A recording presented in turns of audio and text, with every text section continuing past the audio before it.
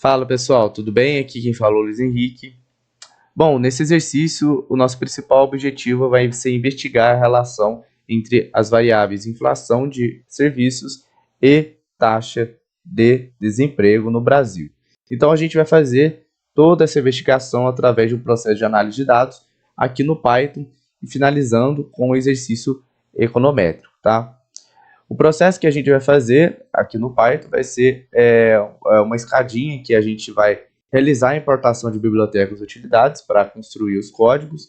A gente vai partir para a parte de coleta de dados, então a gente vai coletar os dados da taxa de desocupação e IPCA de serviços através da API do Banco Central, e a gente faz isso através da biblioteca Python BCB. Em seguida, a gente realiza o tratamento e manipulação dos dados, tá? Então a gente precisa que esses dados estejam no melhor formato para a gente analisar eles, tá? E a gente vai realizar uma manipulação fazendo um ajuste sazonal nas duas séries e também alterando a variável IPCA de serviços para a gente obter a média móvel dessazonalizada e anualizada e também a taxa de desemprego com ajuste sazonal, tá? No caso do IPCA serviços, também vamos lidar com o IPCA acumulado em 12 meses, tá? Uma vez que a gente faz o tratamento e manipulação, a gente realiza uma análise de dados. Então, a gente faz uma análise de dados visual para entender, compreender os dados que a gente tem em mãos. E, por fim, a gente finaliza aqui com o exercício econométrico, que vai ser o teste de causalidade Granger, que é uma ferramenta estatística para a gente investigar se uma série temporal antecede e ajuda a prever outra, tá? E a gente faz isso no contexto do procedimento Toda-Yamamoto, que considera que quando há duas variáveis não estacionárias, tá? Então, a gente vai iniciar aqui o nosso exercício. Então, aqui tem uma breve motivação, né? Quando a gente está falando dessa relação de inflação e desemprego, tá, pessoal? A gente remete à teoria econômica convencional, né? Que existe um trade-off entre inflação e desemprego no curto prazo e a gente chama de curva de Phillips, né? Então, em termos simples, isso significa que reduções na taxa de desemprego geram aumentos temporários na inflação. Então, a questão aqui é que a curva de Phillips lida, ou pelo menos a curva de Phillips original, lida com a inflação cheia, pessoal. E aqui a gente está dentro de um contexto de inflação de serviços que é particularmente relevante devido às características específicas dessa variável, tá?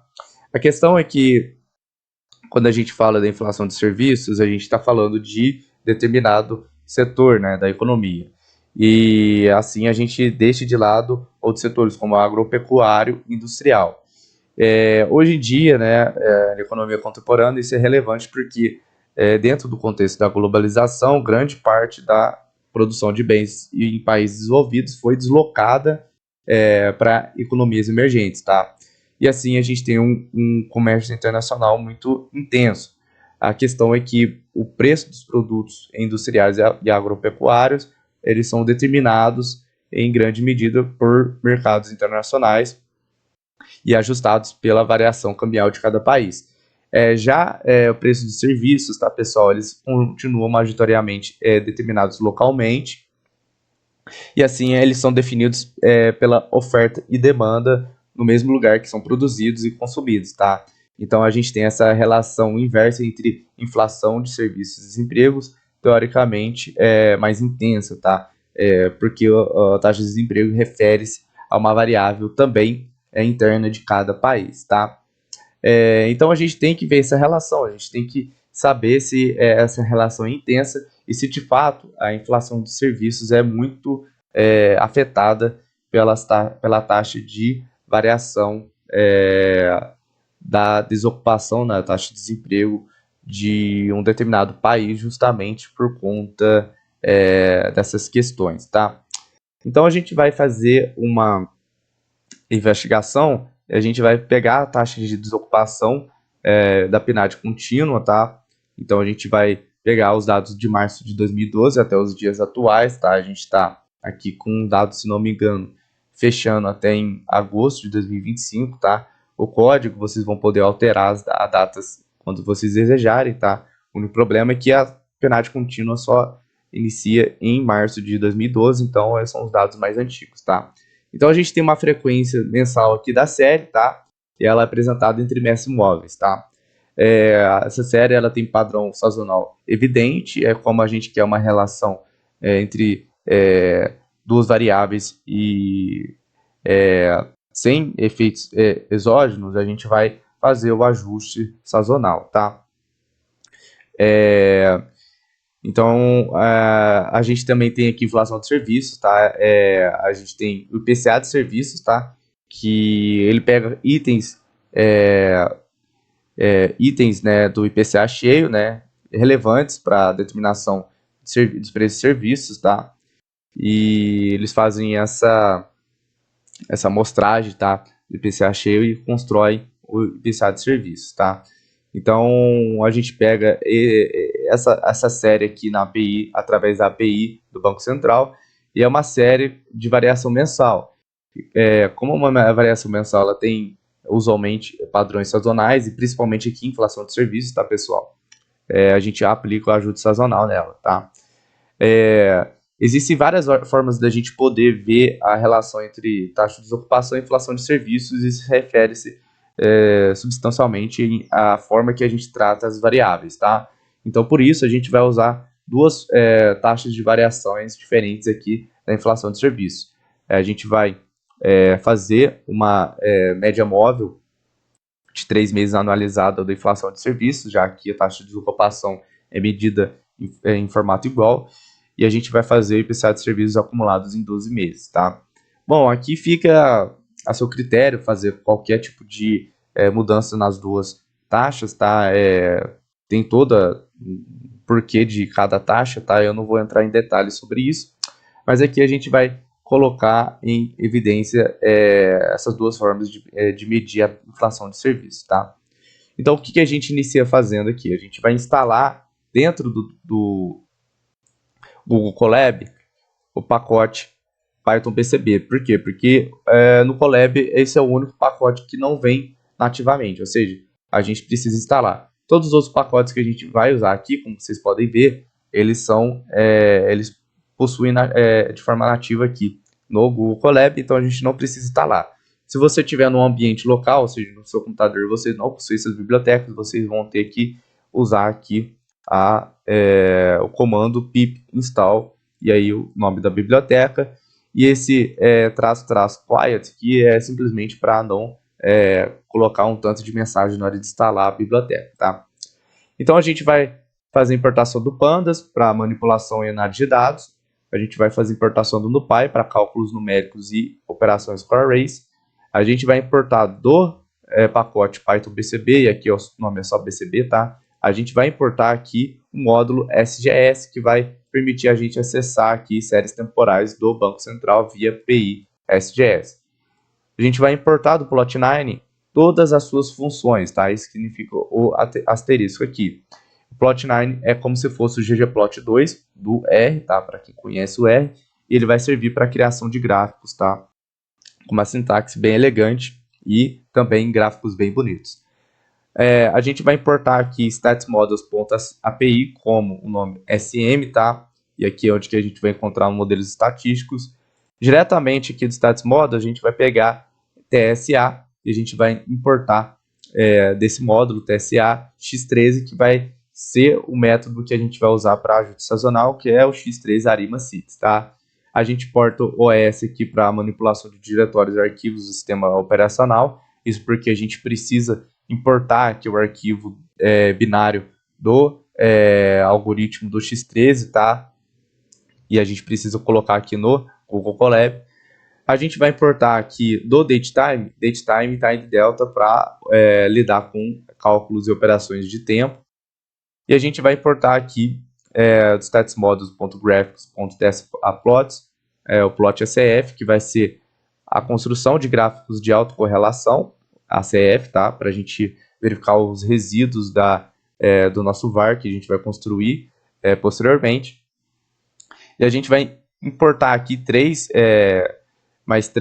módulos, tá? Algumas funções para a construção de uma função para fazer o procedimento todo é Yamamoto, e eu não vou entrar em detalhes sobre a construção desse procedimento, que é um código um pouco tanto complicado, tá? Então eu vou simplesmente entregar na mão de vocês essa função, né, para vocês utilizarem como desejar, tá? O que a gente vai colocar aqui como utilidade é uma função para acumular valores em janelas móveis, tá?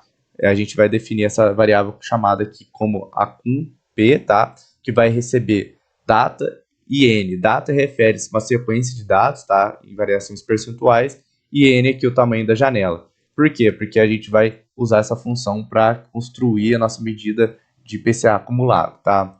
Então aqui a gente tem um cálculo aqui dentro de resultado, tá? Esse cálculo vai ser simplesmente pegar a sequência de taxa de variação, dividir por 100 e somar 1. Em seguida, dessa operação, a gente vai usar o método rolling para fazer uma rolagem, né? A gente vai fazer uma janela móvel, tá? E a gente define aqui dentro de window o tamanho dessa janela, que vai ser igual a n, tá? Aqui na função que a gente vai definir. E a gente usa um apply para aplicar uma operação dentro desse resultado de rolling. Esse apply vai estar contido aqui dentro np.prod, que vai ser uma multiplicação dos valores dentro de janela. Então, se eu escolher aqui, por exemplo, 12, eu vou simplesmente fazer um produtório aqui de 12 valores deslizantes dentro dos dados de data, tá? E por fim, a gente tira o 1 aqui, né? A gente precisa tirar o 1 e multiplica por 100 para pegar a taxa de percentual. E a gente pede para retornar esse resultado, que vai ser as variações percentuais acumuladas. Aqui a gente cria um dicionário chamado colors, que vai representar valores, chaves e valores de cores aqui para a gente usar dentro dos nossos gráficos, tá? Esse aqui vai ser especialmente útil para a gente não colocar manualmente toda vez. Então a gente vai partir para a coleta de dados. A gente vai definir aqui o início das séries, tá? A gente vai pegar aqui o início da PNAD contínua, dentro de início PNAD C, e a gente vai definir aqui com o datetime esse início. Então, 2012 o ano, 3 o mês e 1 aqui o dia. Então, esse aqui vai ser um objeto datetime com essa data, e a gente vai colocar aqui um objeto chamado início, que vai receber esse init PNAD C menos time delta days 365. Vai ser aqui o resultado um ano antes da PNAD C, tá? Por quê? Esse vai ser o nosso início, porque a gente vai fazer o cálculo do IPCA acumulado em 12 meses, a gente precisa perder 12 meses para fazer esse cálculo, então a gente precisa começar antes isso, na PNAD contínua, senão a gente perde um pouco de dados da PNAD contínua, a gente não quer perder tantos dados assim, tá? Então a gente vai iniciar aqui, antes de iniciar fazendo a construção da coleta de dados, a gente vai colocar a data fim aqui, tá? A gente vai colocar setembro aqui de 2025, que é a data atual que eu estou gravando. Aqui está 2023, outubro, porque foi a última vez que eu lidei com esse código, tá, pessoal? Então, vou alterar aqui para vocês. Se vocês quiserem alterar aqui a data de vocês, é só colocar uma data diferente. Então, vai ser ano, mês e dia. Se você quer que não quer toda vez alterar isso, é só tirar aqui fim e tirar essa etapa aqui do código, tá? Tirar essa etapa aqui do código, que toda vez que você rodar vai ser o dia mais recente. Então a gente vai salvar aqui em dados raw os dados que a gente vai coletar através da API do sistema gerenciador de séries temporais. Então a gente pega aqui sgs.get, a função, abrimos a função aqui com parênteses e colocamos aqui um dicionário entre colchetes.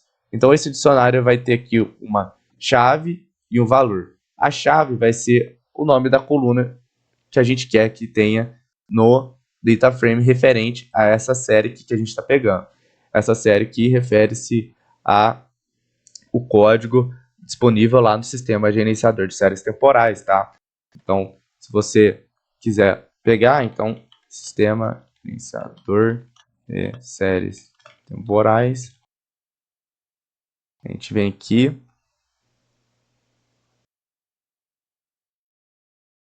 no site,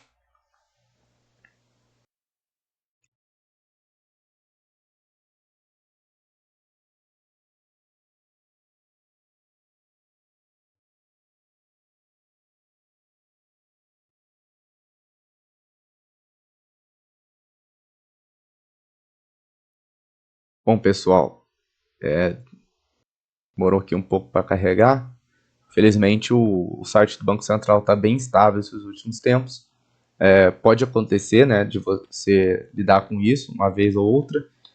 E aqui a gente faz uma pesquisa textual do nome da série. Então, eu vou pegar desocupação.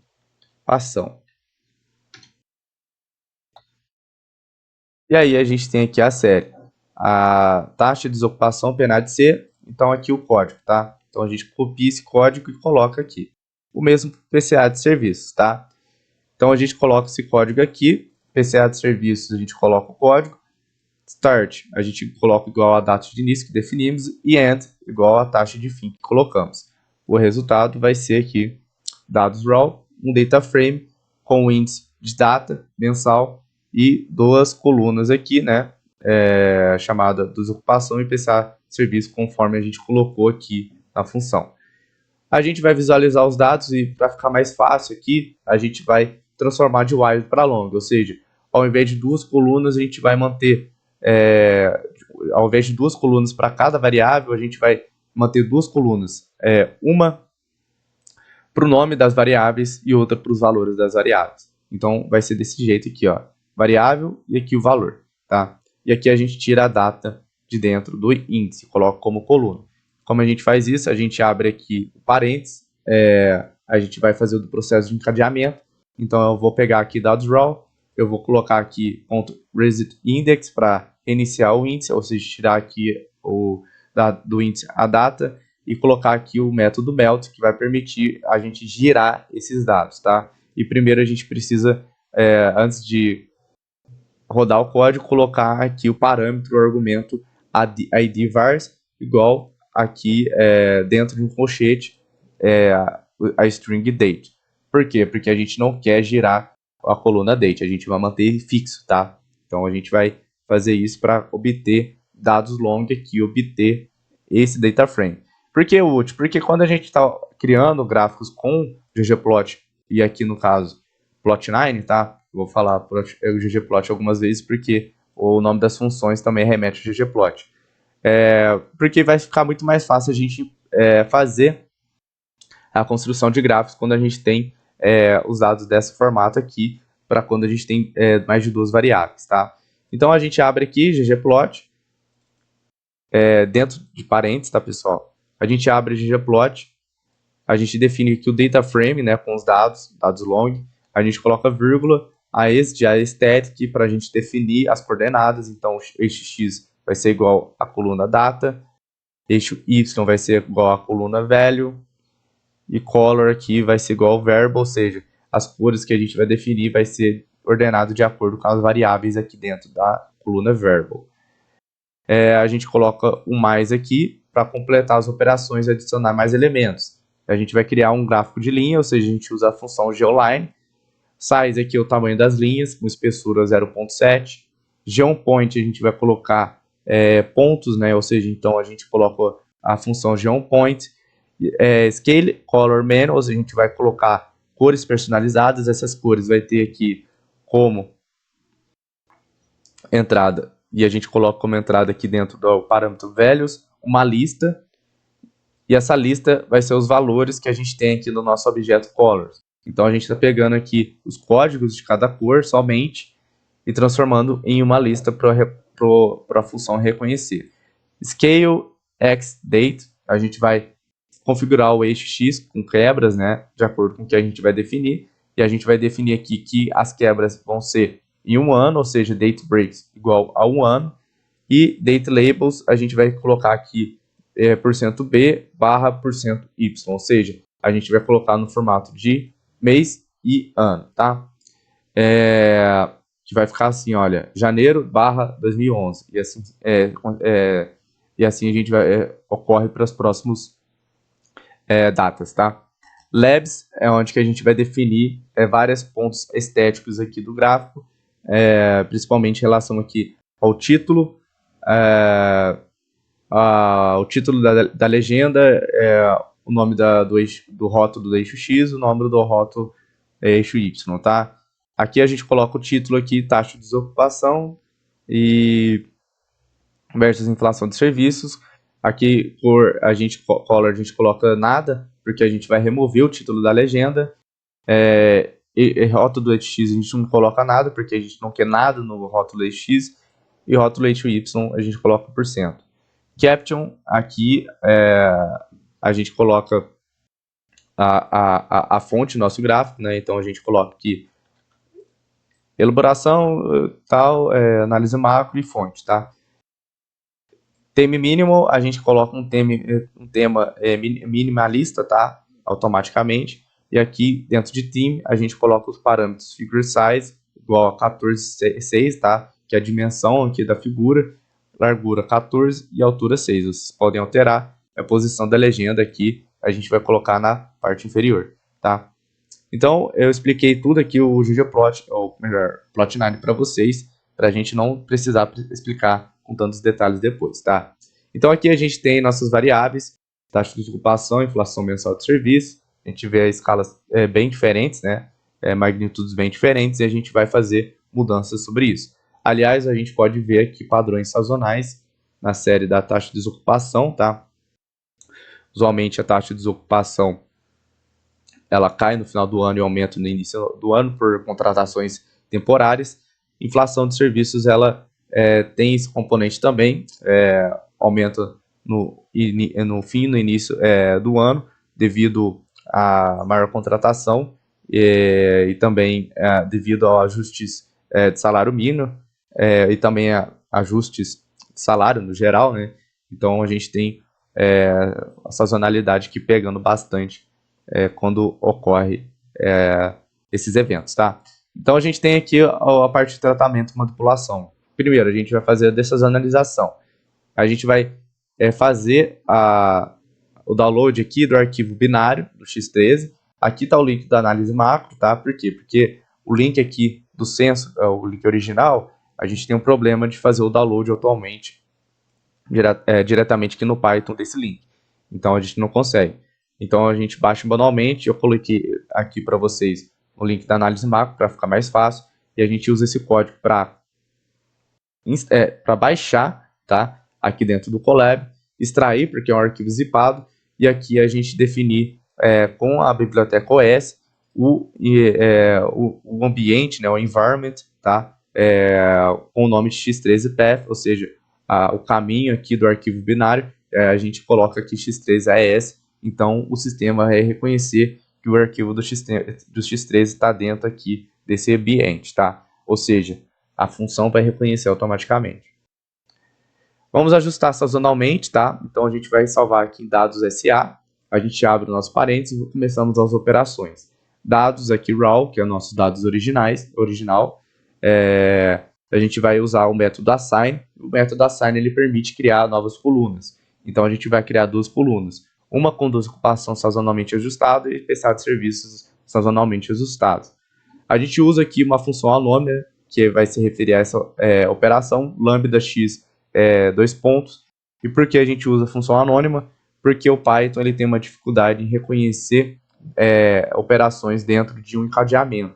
Então, quando a gente está encadeando aqui, igual a gente está fazendo, usando assign, ele não vai reconhecer os dados aqui dentro de dados raw. Então, a gente precisa fazer uso de uma operação de função anônima.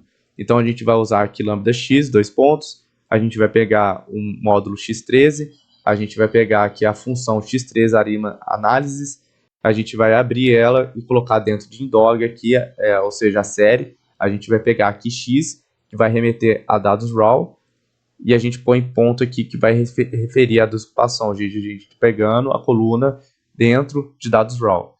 A gente usa o dropNA porque a função não aceita dados faltantes, tá? Então a gente retira dados faltantes. Tempo de início aqui é o início da penade. Log false porque a gente está falando que não queremos que seja um método multiplicativo, mas sim aditivo, tá? O resultado disso vai dar aqui um conjunto de valores e a gente vai pegar aqui o conjunto de valor dentro de CASADJ, tá? O Seasonal Adjustment, tá? Ou seja, a gente pegando o resultado ajustado sazonalmente, salvando aqui dentro de desocupação SA. O mesmo a gente faz pro IPCA de serviços, apenas alterando o nome da coluna aqui, tá?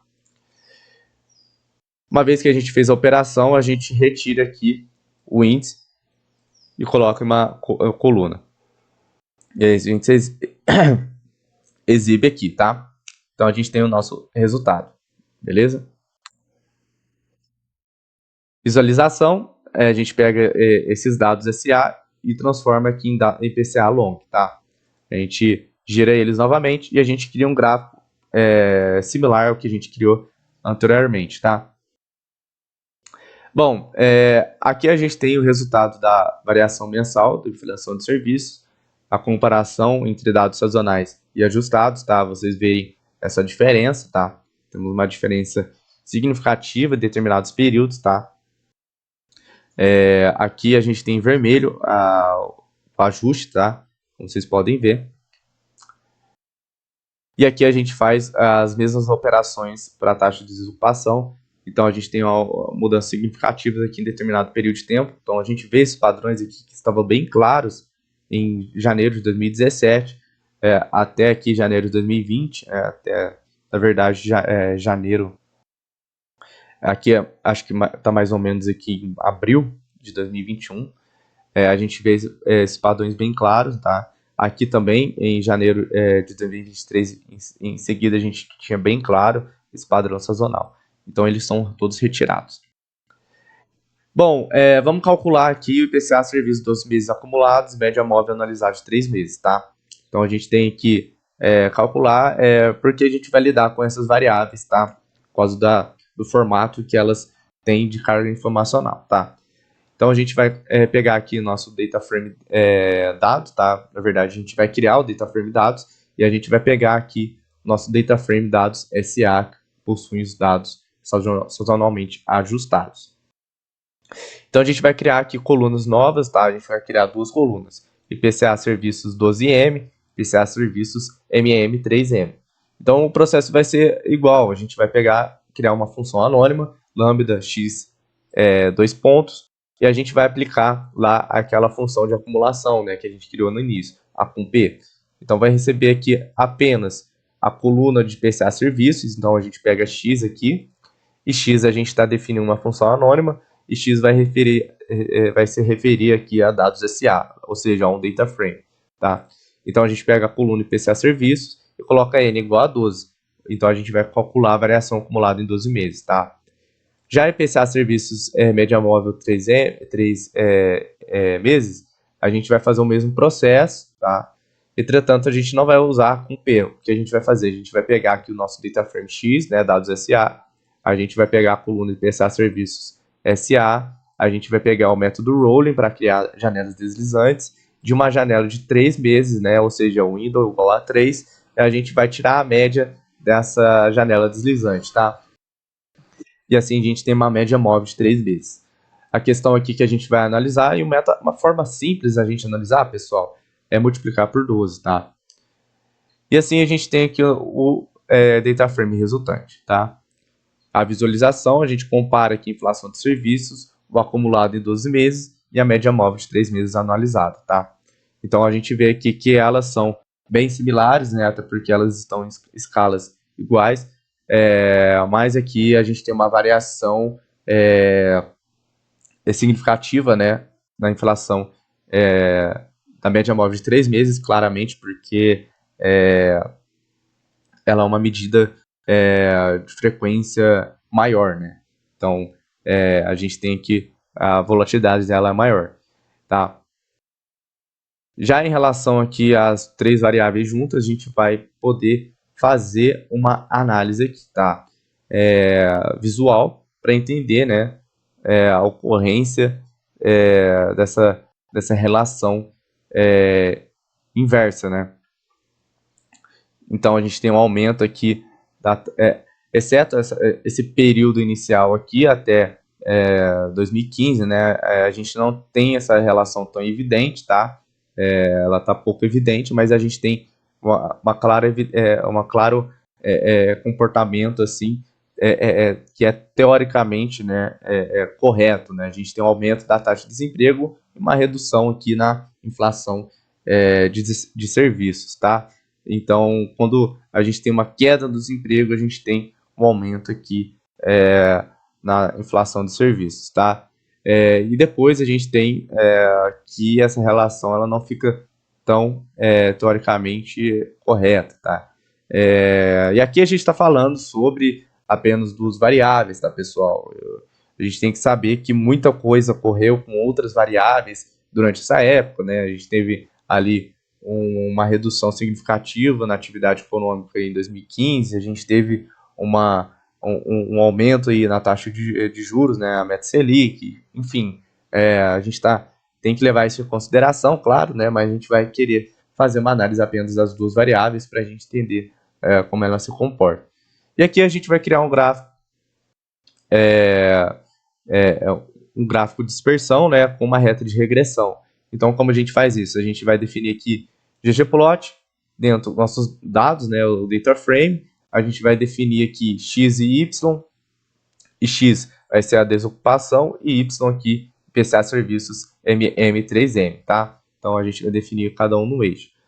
E para criar gráfico de dispersão, a gente usa a função geopoint, eu coloco aqui a cor dark blue, e para criar a reta de regressão, a gente coloca statsmove aqui, e o método LM, ou seja, Linear Model, que vai construir a reta aqui, tá? O resto a gente já entende como funciona. Então a gente tem aqui uma relação inversa, né? Pequena, mas inversa, tá? Da relação da taxa de ocupação e inflação de serviços, tá? Em média móvel. Os dados aqui, a gente vê uma acúmulo aqui nessa etapa, nessa parte, a gente vê um pouco menor esse acúmulo aqui, tá? E outros pontos dispersos, tá? Seria interessante a gente fazer uma mudança aqui de cores para cada ano, tá? E aí fica de exercício para vocês. Aqui a gente tem uma relação inversa também, mas não tão linear, né? Da taxa de desocupação e inflação de serviços em 12 meses, tá? Mas também inversa, beleza? Agora a gente entra na parte de causalidade Granger, tá? Teste de causalidade sentido Granger é uma ferramenta estatística para a gente investigar se há uma precedência temporal entre duas séries, ou seja, ele vai verificar se as informações passadas, a história de uma série X são úteis para prever uma série Y, tá? Clive Granger é o nome do economista que criou esse método, e no caso aqui, quando a gente está falando de causalidade, tá, pessoal, a gente não está falando de causalidade no sentido estrito, tá? Não é correto, na verdade, a gente falar que causalidade Granger implica em realmente causalidade. Não, é apenas um nome e não está correto a gente falar que uma causa a outra. É incorreto, tá? Para falar isso precisa de mais investigação. Mas a questão é que a gente quer saber se a gente quiser modelar a inflação de serviços, se a gente quiser prever ela, será que a taxa de desemprego ela é útil? Bom, a gente vai ver isso, tá? Bom, a gente usa aqui o procedimento do Yamamoto, tá? E a gente vai fazer isso justamente porque a gente vai lidar com séries não estacionárias, tá? A gente vai fazer testes de estacionariedade nas séries e a gente vai verificar que elas não são estacionárias, tá? Eu já fiz isso aqui, já está criado para vocês e eu vou mostrar. E assim, e também quando não há relações, quando há relações não lineares entre essas duas séries, tá? Ou mais, tá?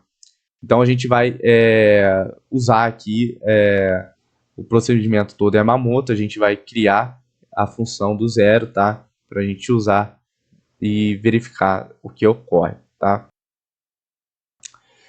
Primeiro passo, a gente precisa verificar a estacionariedade das séries. Se as séries são estacionárias, então a gente estima um var normal, né? E usa o teste de causalidade Granger normal, tá? Que já vem acoplado junto na função, inclusive aqui no Python, tá? Então, como a gente vai fazer o teste de estacionariedade? A gente vai usar o teste ADF, KPSS, tá? Então, a gente vai pegar nossos dados, tá? Os dados são esses aqui que eu estou me referindo, tá, pessoal? E eu vou retirar dados faltantes e eu vou colocar a data aqui no índice, tá? Aqui ela já está no índice porque eu já tinha rodado o código, tá, pessoal? Mas nessa etapa do código ela estava como coluna. Então a gente salva em dados e eu defino aqui o índice, ou seja, dados.index. Eu vou afirmar que esse índice é o datetime index com frequência mensal, tá? Daqui a gente tem que confirmar. Tanto que deu erro aqui, né? Eu vou rodar aqui em cima só para desaparecer esse erro aqui. E aí fica ok, tá? Beleza. Então a gente tem aqui a data no índice. Teste de estacionariedade. Então a gente vai usar duas funções aqui que eu não coloquei lá em cima.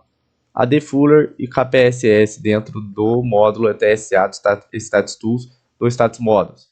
E para facilitar a nossa vida, a gente vai criar uma função chamada defuller KPSS test, que vai receber um data frame, vai receber o nível de significância que a gente deseja para afirmar aqui os testes e verbose aqui para caso a gente quiser ver as operações, tá? Na hora de rodar.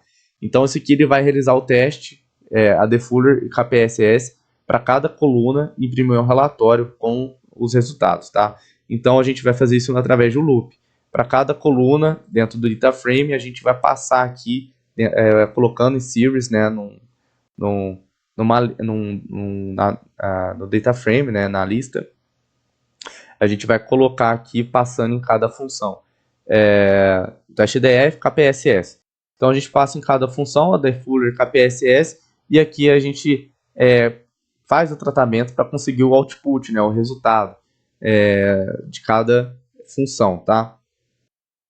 E depois daqui é simplesmente funções para a gente conseguir ter um resultado bonito, tá? Para a gente conseguir imprimir um resultado automático que a gente consiga entender, porque o resultado da função original do pacote das modas simplesmente joga os números e a gente tem que relembrar toda vez qual que é a regra de cada teste, né? Ainda mais com a PSS e a defuller, o teste de pods é inverso um do outro, né?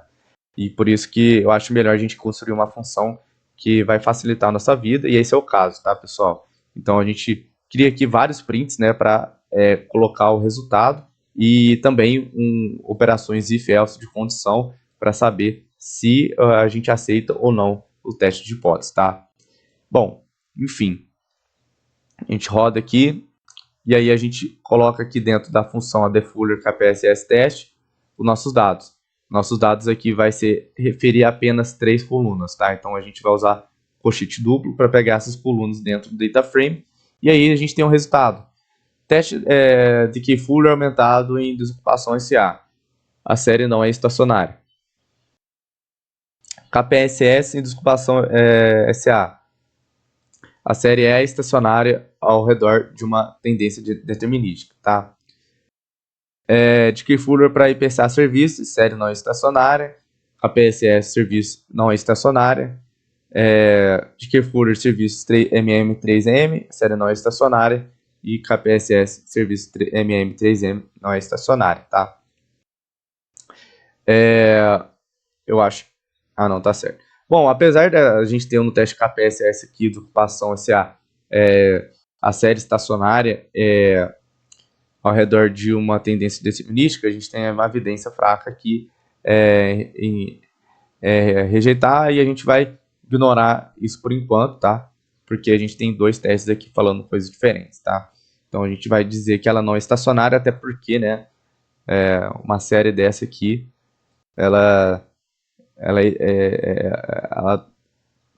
eu acho que não é estacionária mesmo. Mas enfim, determinação da ordem de integração e ordem máxima de integração. Então, o procedimento todo Emoto, pessoal, significa que a gente precisa fazer algumas mudanças ali na hora de estimar o nosso VAR, tá? Então, a gente precisa saber a determinação da ordem de integração das séries e a ordem máxima de integração para a gente estimar um VAR com base nessas informações, tá?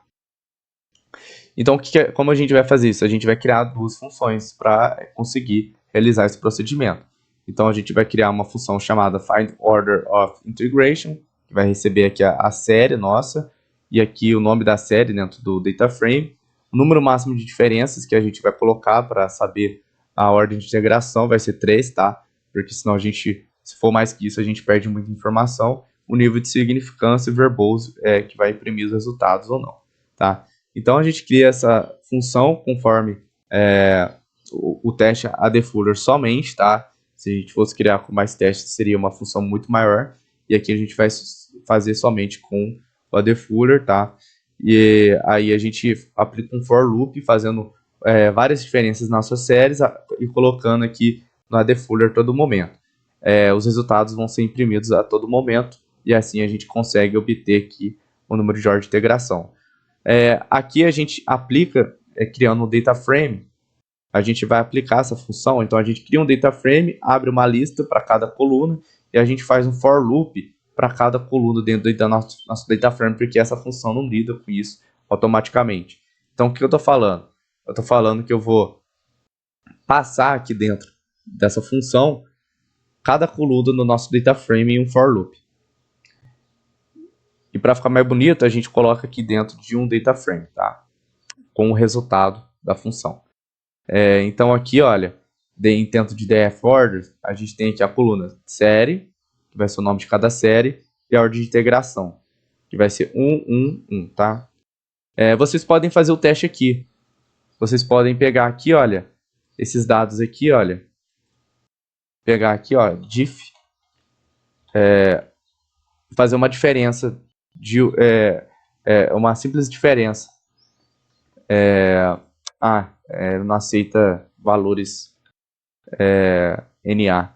Então a gente vai retirar com drop NA. Então aqui, olha, a gente encontra série estacionária, série estacionária, série estacionária, série estacionária. Engraçado que aqui com a PSS agora a desocupação ficou não estacionária, né? Enfim. Tirar aqui. A gente encontrou evidências que a ordem de integração é 1. E aqui máximo find max order, né? Determina a ordem máxima de integração entre todas as séries. Então a gente faz um for loop através aqui do find order of integration, tá? A gente faz um for loop para ver o número máximo de ordens, tá? De integração, tá? A gente encontra aqui que é 4, tá? A gente salva aqui em dmax, beleza? Então a gente tem df orders e a gente tem dmax, tá? Então a gente tem duas informações, salvem elas, tá? Vamos selecionar a ordem de defasagem ótima, que é o que a gente chama de P do var. Ou seja, a gente vai estimar um var inicial para determinar o número ótimo de defasagens, tá? Para saber quantas defasagens consegue estimar esse var com as variáveis que a gente tem, tá? Então, esse é mais fácil, a gente já tem funções prontas dentro do Status Models. Então, o que a gente precisa fazer? Eu vou usar a função inferFrac aqui do Pandas primeiro e salvar aqui frequency, passando aqui dentro o índice da nossa data frame dados, tá, pessoal? Porque a gente vai colocar dentro aqui da função de var para ele entender a frequência dos nossos dados, tá? Então, eu vou usar aqui a função var, tá, do Status Models. Eu vou colocar aqui dados, colchete duplo, das duas variáveis que eu quero usar, tá? Eu quero fazer entre desocupação sazonalmente ajustado e pensar serviço dos meses. Coloco aqui a frequência, salve model lag select. E dentro de model lag select está aqui o resultado do var, tá? Então o que eu quero fazer? Eu quero selecionar a ordem de defasagem máxima desse modelo, usando critérios de informação através do método select order. Eu coloco 6 aqui porque eu quero no máximo 6 defasagens, tá? Se a gente tiver muitas defasagens, a gente pode perder muita informação aí, tá? Dentro do nosso modelo, acaba não sendo legal. Então, o número máximo eu coloco 6 e salvo aqui em lag order results. Dentro do lag order results, eu vou selecionar o atributo selected orders e eu vou pegar aqui do critério A e C, tá? Tem o A e C, B e C e não me lembro o outro que tem. A gente pode inclusive ver esse aqui. Se a gente rodar somente aqui Select Orders, a gente ter AIC, BIC, HQIC e FP, tá? A gente selecionou a AIC aqui. Salvo em P, e P vai ser a ordem de defasagem selecionada, igual a 2, tá? Uma vez que a gente estima o VAR, vamos confirmar se não há correlação serial nos resíduos, tá? Porque, assim, se tiver, o nosso modelo não vai estar bem ajustado, tá? Então, a gente vai fazer isso aqui usando o modelo que a gente estimou, models leg select, e a gente vai dar um fit para fazer. Na verdade, a gente somente aqui, né? A gente criou, instanciou o modelo, né? Agora aqui a gente está usando o fit para, de fato, ajustar e coloca aqui P, que é a ordem de defasagem selecionada, tá? Salvamos em var model leg select, e aí de var model leg select a gente vai extrair os resíduos modelo. Então a gente extrai isso usando o atributo resist, tá? Que vai dar para a gente esse data frame, o resíduo para cada sistema.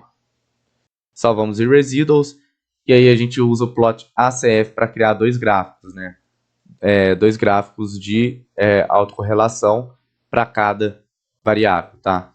Desocupação e PCA serviço. A gente tem aqui alguns picos em determinados pontos, né? Mais um pouco aqui na PCA serviço. Mas como não são tantos pontos, a gente pode ignorar aqui, e também não tem um padrão, né, de autocorrelação, a gente pode ignorar um pouco esse resultado aqui, né, e prosseguir com o próximo passo, que vai ser o teste de cointegração de Johansen, tá? Esse aqui é extremamente importante porque vai ajudar a confirmar se há causalidade de sentido grande ou não, tá? No caso aqui, como a gente tem variáveis que possuem a mesma ordem de integração, né, e a gente pode verificar isso, né, a existência de cointegração através do teste de cointegração de Johansen, tá? E a gente vai criar uma função a partir da função já existente chamada coint Johansen, dentro do status models. Por que a gente cria uma função? Porque a gente vai criar aqui formas de imprimir o resultado de forma mais elegante, né? O mesmo ocorre aqui com um teste com a integração de Johansen do status model, que ele vai colocar um resultado extremamente confuso, tá? Então a gente vai imprimir os resultados aqui para a gente, tá?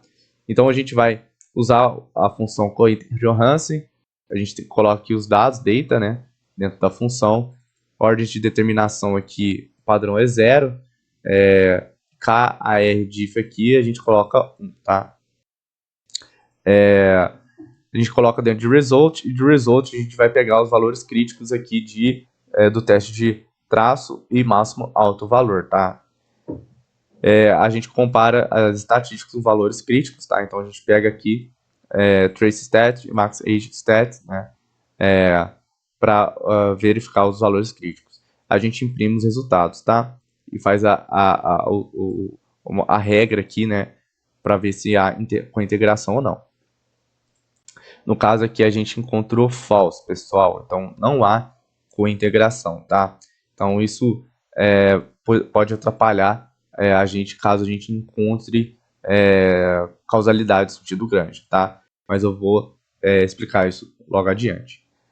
Então aqui a gente vai fazer o teste de causalidade de Granger conforme o procedimento de Toda e Yamamoto, tá? Primeiro a gente precisa determinar o parâmetro K, tá? Esse parâmetro K, pessoal, ele vai ser o número total de defasagens, tá? Que a gente vai colocar no nosso modelo VAR, considerando aqui o número máximo de integração, tá? E o número ótimo de defasagem, tá? Então vai ser a soma entre os dois, tá? Ou seja, a gente vai estimar o VAR com um P mais D aqui max, tá? Que é o nosso D max, né? E o P que a gente definiu anteriormente com as variáveis em nível, né? Vamos dizer. E assim a gente vai estimar nosso VAR da forma que a gente estimou anteriormente, tá? Então a gente faz a soma P mais D max, soma aqui K, e aí a gente cria o nosso modelo e ajusta o modelo com K defasagens. A questão aqui agora fica sobre a gente fazer esse ajuste retirando também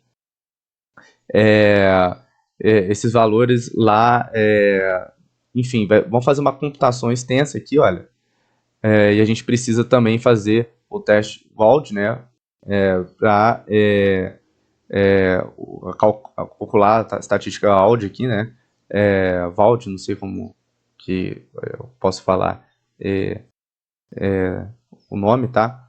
Mas enfim, a gente vai criar essa função aqui para facilitar a nossa vida, tá? Essa função, ela é uma função corrigida, né, vamos dizer assim, da função original de teste de causalidade, em que a gente implementa aqui o procedimento todo Yamamoto com essa correção. Porque aqui no Python a gente não tem o procedimento todo Yamamoto implementado, tá? A gente tem ali o outro procedimento, mas não é o todo Yamamoto. Então a gente usa a função aqui teste causality todo Yamamoto, coloca aqui o modelo var que a gente criou anteriormente com as defasagens, né? Max order aqui a gente coloca dmax, caused aqui PCA serviços, né, o que causou, e cause desocupação SA, significância 0.05, tá? Então aqui a gente já pede para imprimir várias informações, tá? Então a gente tem aqui, na verdade eu acho que falei o contrário, tá? O que eu quero aqui, ó, o que está causando é desocupação e o que está sendo causado aqui é PCA serviço, tá? Então, de desocupação para PCA serviço, tá? Acho que falei um pouco errado ali. Mas aqui a gente tem que não rejeita. Aqui a gente fala que dissipação não causa IPCA serviço, tá? E a gente faz aqui pro contrário, tá? A gente encontra não rejeita, IPCA serviços não causa desocupação, tá? Bom, como a gente não encontrou com a integração e não encontrou aqui essa causalidade Granger, então a gente não tem essa precedência temporal, tá? Vale lembrar que se duas ou mais séries temporais forem co-integradas, deve existir causalidade Granger entre elas, seja uma direção em ambas. Entretanto, o inverso não é necessariamente verdadeiro, tá? Então, causalidade Granger não implica co-integração, tá? Apesar aqui da gente ter um resultado que não favoreceu, né, a teoria econômica, eu sugiro vocês verem a variável especial serviços MM3N, tá? Então fica aí de desafio para vocês alterarem o código para verificar essa relação, tá? Um abraço a todos, muito obrigado e até a próxima.